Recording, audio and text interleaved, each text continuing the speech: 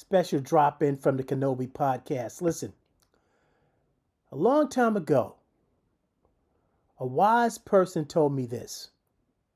He said, Kenobi, when all hell's breaking loose in your life, when it seems like every single person is coming at you from every single direction, when it seems like you can't find a win, go find yourself a war. He told me. He said, you go find yourself somebody to fight when all hell's breaking loose and everybody's coming at you and it doesn't seem like you're going to win that. Go find you somebody else to fight. And perhaps you'll win a few enemies along the way to fight with you. Those people that were coming for you may go and help you fight this other person. In other words, my enemy is my friend. Now, here's why I'm asking this, and here's why I'm bringing this up. I'm talking about why are we in Venezuela? Why did we invade? You see, Kenobi was ahead of the curve. And if you guys would have liked and subscribed, and if you do now, share that President Trump's strategical national security plan. Because I said right then and there, the Monroe Doctrine, right? I talked all about it, so I'm not going to hit it again. But we were ahead of the curve 2 weeks before this guy invaded. I don't get any credit for that. I don't get any comments. I get no likes. I get no subscribes. Putting all that aside, I'm still asking you the question. I'm still provoking you. Why are we in Venezuela? Now, some people are going to say we're in there because it's drugs coming into our country. And the president said himself, he's against drugs coming into our country. This is a president that talked about fentanyl killing so many people, cocaine killing so many people. He even brought up his past, I believe, I'm not sure, but a family member who had a drug problem or alcohol problem. So President Trump, he's strong. He's strong against drugs. Now, if he's strong against drugs, you got to ask yourself then, why did he go in Venezuela? Because the drugs that he's looking for are not there. Venezuela is a drop-off, a stopping point, a refueling station, if it will, for drugs. But putting that aside, we took Maduro out. No love lost there. He shouldn't have been there. But the bigger question to us now, people, the bigger question to us now is what happens now? Because now we've shown Putin, we've shown Xi, we've shown Kim Jong-un that we can be just as hardcore as they can. Putin, you want to go and invade Ukraine and attack their sovereignty? And they were innocent. Zelensky wasn't bothering nobody. He was a comedian. So now we did it too. So what's the excuse when Russia says we're going to invade somebody else again? What's going to happen when Xi turns around and says, I'm going in Taiwan now? He's not going to care because, see, those things are not in the Western Hemisphere.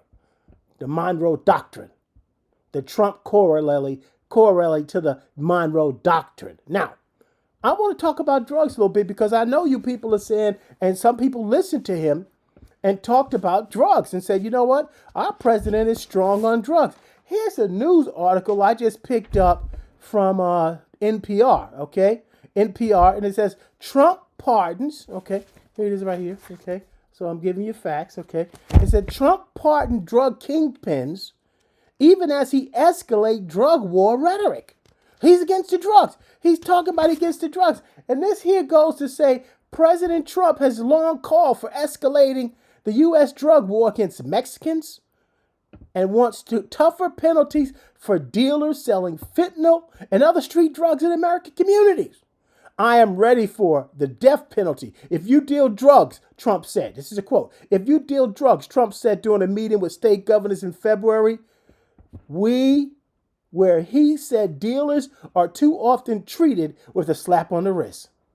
And that's what he said. So I'm talking about a president who's hard on drugs. He's blowing up boats with people who suspected were selling drugs into our country, even though those boats never would have made it to America. He blew those boats up. Some people said they were fishing. But let's say you're right. Let's say that it's about drugs coming into our country.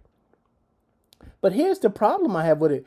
It says, but despite his tough rhetoric, Trump has sparked controversy by pardoning a growing number of convicted drug dealers including this week's move to grant clemency to Larry Hoover, 74, who was serving multiple life sentences in federal prison for crimes linked to his role leading the Chicago Gangster Disciples. Already during the early months of his second term, Trump has granted clemency to at least 8 individuals convicted on federal drug charges. Some including Hoover, has extensive criminal records involving violence and gun charges. I don't know. I don't know if this is making sense to you. I don't know if it's making sense to you. I don't know if this is making sense to you, but I'm going to give you something else about this. In 2020, Trump administration also freed a senior Mexican military official arrested by U.S. Drug Enforcement Administration in Los Angeles on charges he helped cartel traffic drugs into the U.S. under pressure from Mexico's government. But he pardoned the guy. I gotta say, this doesn't make any sense, people. This doesn't make any sense. And here's what the White House said about these pardons. The punishment does not always fit the crime, the spokesman said. The president is open to seeing if these people are worthy of redemption. Larry Hoover, worthy of redemption? I don't understand. So this is about drugs. This is about drugs. And here is a list, people. I'm going to break down another list, okay, of the people he has pardoned since his second term. Michael R. Harry O'Harris. Charges, running a national drug trade. Charges, drug trafficking, kidnapping, attempted murder. Clemency was 5/28/25. He got a pardon. Michael R. Harry O. is best known as one of the co-founders behind the iconic Death Row Records. He was sentenced to 28 years in prison in 1987 for his involvement in a national drug operation after being convicted of selling crack cocaine as part of the drug trade, and the attempted murder of James Lester, and also kidnapping. Now, I don't want to bring drugs in our country.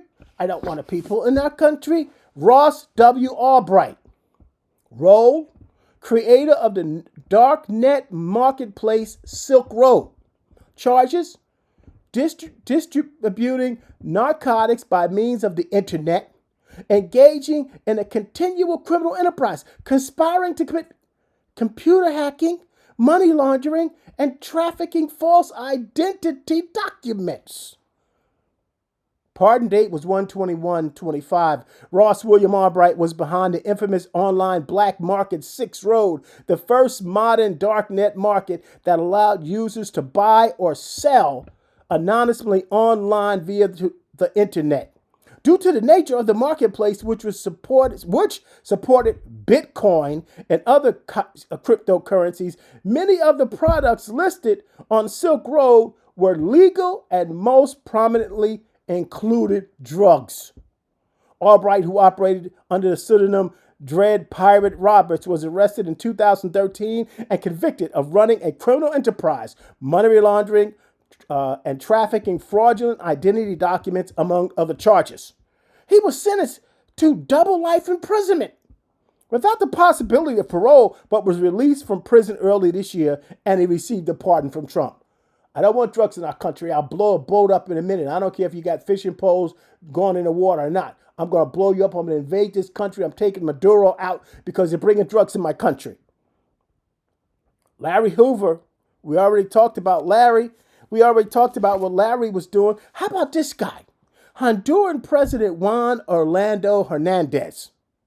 Role, using drug trade proceeds and accepting bribes to help get him elected. 3 counts of drug trafficking, weapons conspiracy, pardon date, December 1st. December 1st. And I'll say, former Honduran President Juan Orlando Hernandez was convicted of conspiring to traffic cocaine to the United States in March 2024, which, with the Justice Department accusing him of shipping over 400 tons over the course of a decade. Let me just get that to you again. This guy brought 400 tons into our country, to our children, to families, and he's against drugs. He's a strong president on drugs, but he pardoned this guy. At the time, prosecutors described his drug trafficking operation as one of the biggest, largest, and most violent drug trafficking conspiracies in the world. Before his arrest, Hernandez served 2 presidential terms. He was arrested in 2022 and expedited to the United States. He was released from federal prison December 1st. I don't know what you're talking about. I don't know why we invaded this guy, but I'm going to have to tell you, and I'm asking you to be logical. It had nothing to do about drugs. We have to admit this had nothing to do about drugs. And he got up there and said it had something to do about drugs. But I'm asking you a question. If he cares so much about drugs coming into our country, why are you going to let a guy out that brought 400 tons of narcotics into our country? It doesn't add up. Hold up. So then why did he do it, people? Why did this man do this? I know, because he's the type of person that want to liberate people that are oppressed.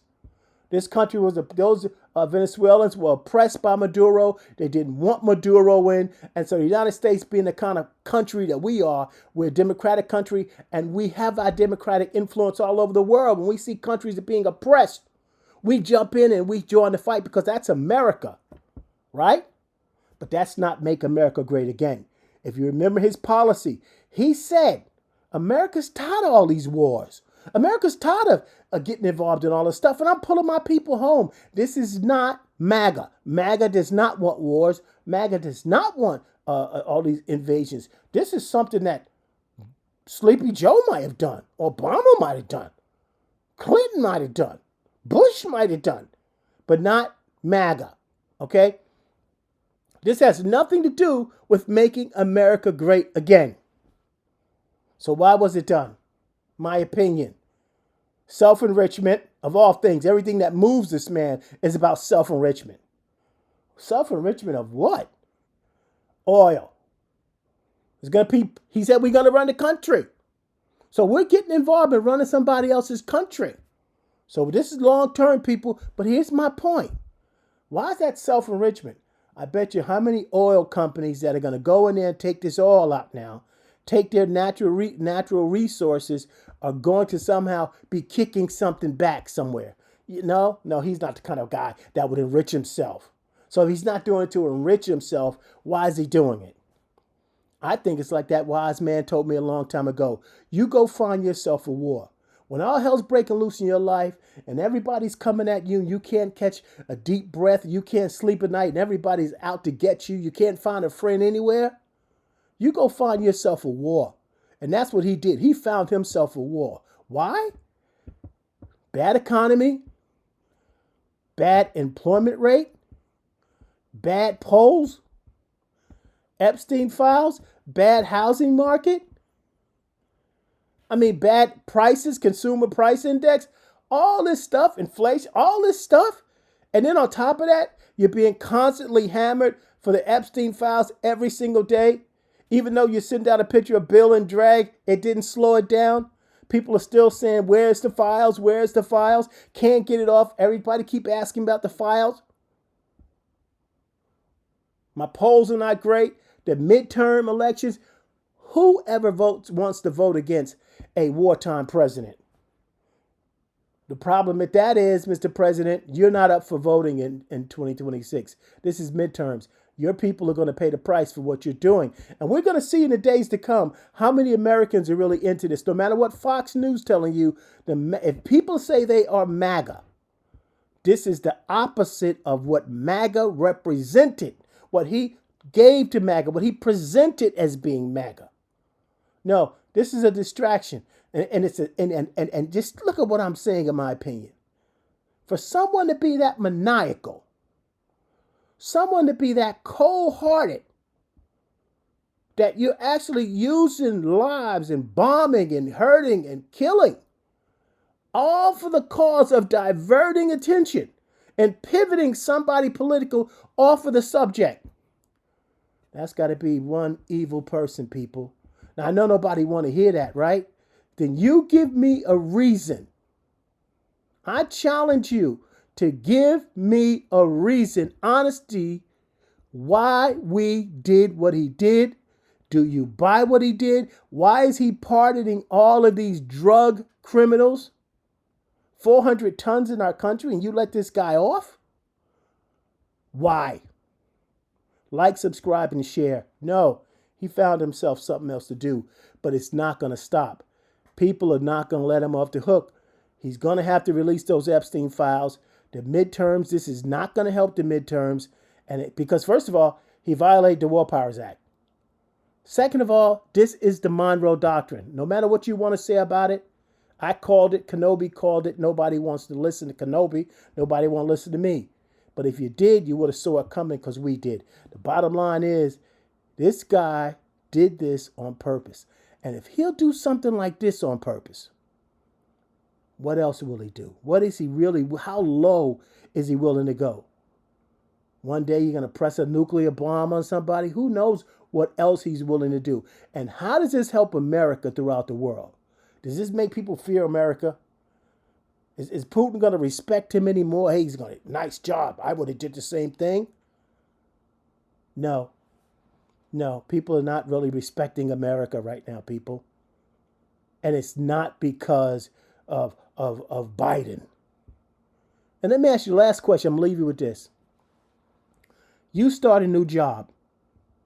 Now, when you start your new job, normally you got about 3 or 4 months to blame the guy that was sitting in that chair before you got there.